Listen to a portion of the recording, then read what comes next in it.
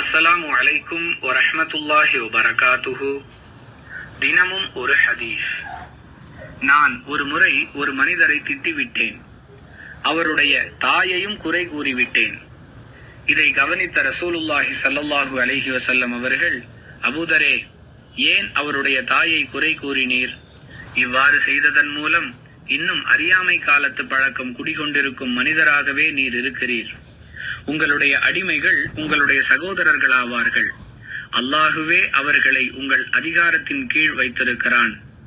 தம் அதிகாரத்தின் கீழ் இருக்கக்கூடிய சகோதரர்களுக்கு தாம் உண்ணும் பொழுது அவர்களுக்கும் உண்ண கொடுக்கட்டும், தாம் உடுத்தும் பொழுது அவர்களுக்கும் உடுத்த கொடுக்கட்டும். அவர்களுடைய சக்திக்கு மீறிய பணிகளை அவர்களுக்கு கொடுத்து அவர்களை சிரமப்படுத்த வேண்டாம். அவ்வாறு செய்வதாக இருந்தால் அந்த பணிகளில் நீங்களும் அவர்களுக்கு உதவியாளர்களாக ஆகிவிடுங்கள் என்று அல்லாஹுவின் தூதர் ஸல்லல்லாஹு அலைஹி வஸல்லம் அவர்கள் கூறியதாக அபூதர் ரலியல்லாஹு அன்ஹு அவர்கள் அறிவிக்கிறார்கள். நூல் புகாரி, ஹதீஸ் எண் 30.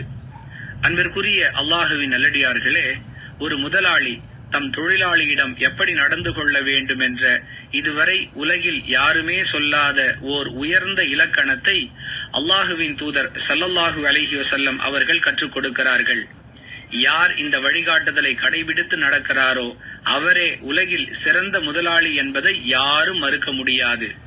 மனித வாழ்வின் எல்லா அம்சங்களுக்கும் வழிகாட்டக்கூடிய இஸ்லாமிய மார்க்கம் முதலாளி தொழிலாளி உறவு மேம்படுவதற்கும் வழியை சொல்லித் தருகிறது என்பதற்கு இந்த ஹதீஸ் மிகச்சிறந்த ஆதாரமாக விளங்குகிறது.